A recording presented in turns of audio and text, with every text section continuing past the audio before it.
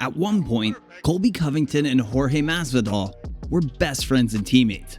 Now, the two can't stand one another. After all the trash talking, it all comes to a head-on-head March 5th when they fight one another at UFC 272. UFC 272 takes place inside the T-Mobile Arena in Las Vegas. Covington and Usman were teammates at American Top Team, but had a falling out years ago. The former ended up leaving ATT for MMA Masters. Masvidal made his MMA debut in 2003. After competing for promotions such as AFC, Strikeforce, Bellator, and World Victory Road, Gamebred made his UFC debut in 2013.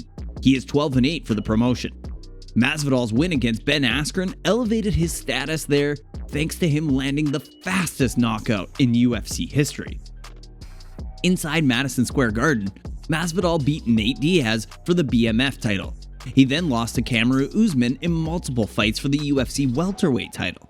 The first bout, at UFC 251, was a last-minute affair for Masvidal as a replacement opponent. The second fight was at UFC 261, with Usman knocking him out. Covington was a two-time Pac-10 Conference wrestling champion and All-American. He made his pro MMA debut in 2012 and joined the UFC in 2014. A 7-fight winning streak started in 2016 that changed his career. When he beat Rafael Dos Anjos for the interim UFC welterweight, he debuted a persona many know him for now. He is 2-2 in his last 4 fights since then.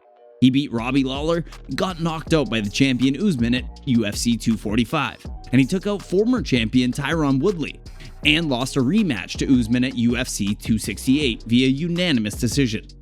Let's listen to some predictions from other MMA fighters and see who they think is going to win.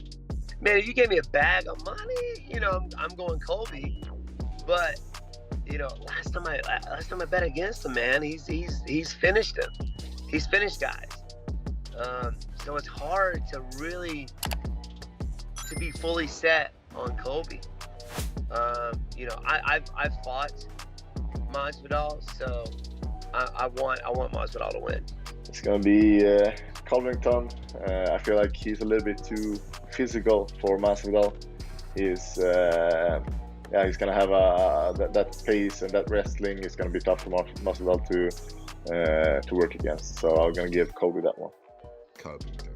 I'm putting my money on that. I'm putting my money in. Whoever else wants to throw money on it, just because Covington has that trump card he can go to. Trump. But no, he's got that trump card he can go to. You can just wrestle the shit out of him, and we've seen that can be that's a problem for Masvidal. I mean, especially if you can smother him, just like I think Covington's wrestling is up there on the level with Usman's. And which is why they don't grapple each other, which is why they don't even want to go test those waters with each other. I think Colby gets it done unless he just gets baptized right out the gate. Colby Covington is almost a mirror of Kamaru Usman. He really is. He's not quite as good of a striker. He's not as clean and technical and probably as powerful. I think his cardio is probably better than Usman's. His pace is higher. His output's higher. I don't see anything in the Usman Masvidal fight that leads me to believe that Colby Covington won't win that fight. It's an unpopular opinion. But like him or hate him, Colby Covington, the guy can fight.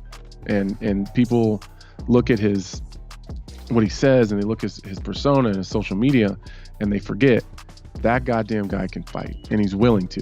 And he's down for a dogfight and that's what he's looking for. The guy walked all over Robbie Lawler and fairly unimpeded. You know what I mean? He's been in there twice and given Kamaru Usman 2 of the toughest fights he's ever had. You can't discredit that. And Masvidal is historically not done well with really high level, high paced wrestlers. So big Masvidal fan. I just don't like. I don't like the matchup for him. As much as I do, I'll make this known. I do not like Colby. I do not like him, but he is a good fighter. He's got the pace. He's got cardio. He doesn't have great power, but that's not how he fights. He wants to drown you out. I think he's able to just pace and push and drown Jorge. Because Jorge, he's slowing down a little bit, as to be expected. How is he now? 37 at that weight class, at that division. You're going to slow down. I don't think he has the speed anymore to hang with like the top. Like a few years ago when he was on that run, he was just knocking out everybody. I would have gone with Jorge, but in his last one against Usman, I didn't see the foot speed. I didn't see the explosiveness. So I'm gonna go with Colby. So it seems that most experts are putting their bag on Colby. According to the FanDuel Sportsbook, Masvidal is the 260 plus underdog, meaning a $100 wager would result in a $260 profit. Covington is the 340 negative favorite, which means a $340 wager results in a $100 profit. In Canada, according to Sports Interaction, Masvidal is the 240 underdog while Covington is the 340 favorite. Covington is the heavy favorite on the ground, as he lands about 4.10 takedowns per 15 minutes, with Masvidal landing 1.54. He has 4 wins via submission, but what can he do when it comes to the ground and pound is something else. Against Robbie Lawler and Rafael Dos Anjos, Covington landed 17 takedowns. He also landed 3 against former UFC welterweight champion Tyron Woodley, while landing 278 shots. Chaos is the 10th in the UFC's welterweight division in takedown percentage at 46.6. At 1 hour, 40 minutes and 7 seconds, Covington is second among active 155-pounders in control time. He did not rely on the ground game against Usman all that much. However, if Covington can apply pressure on the ground, Masvidal may not last long in the octagon. Something to consider is how deep is the hatred these two have for one another. Covington told TMZ Sports that he plans on doing whatever it takes to hurt Masvidal. I see a lot of pain. I'm going to inflict so much pain on Jorge Masvidal. He's not going to be the same person ever again. He keeps talking about a baptism. It's not going to be a baptism. It's going to be a funeral. It's Jorge Masvidal's career-ending funeral. It's going to be violent. And I'm not going to finish it quick. I could easily finish it quick because I do it all the time behind closed doors when we used to train. But this one, I'm going to drag it out. I'm going to make him suffer. And you'll probably be the first time in UFC history you see a guy in a main event just verbally tap out and say he can't take no more of a beating. While Covington has an edge on the floor, Masvidal thrives on his feet. Masvidal has landed 4.22 significant strikes per minute, while Covington is close with 4.14. Masvidal has a 65% strike defense mark and is much more accurate with his strikes compared to Covington. In his last 5 fights, Masvidal has landed 247 shots. He landed 112 against Diaz and can strike at any point.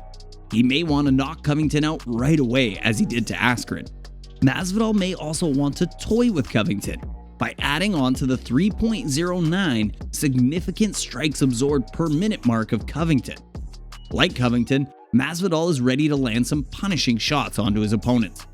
Masvidal told the media, "I'm hoping that the referee, on the way to pulling me off of him, slips on a banana peel and I get some extra shots in and really change his life and his face structure." While one form of combat may favor the other, keep in mind that Covington can keep Masvidal in his back foot and play it close to the vest. If that is the case, Covington can suffocate Masvidal throughout the contest. He can damage him for several rounds. Both fighters will be ready to go right from the start. But the best value pick might end up being Covington, who will look to end his rivalry with Masvidal in an emphatic fashion. But what do you think? Who do you think will come out victorious in this grudge match? Leave a comment below with your official prediction.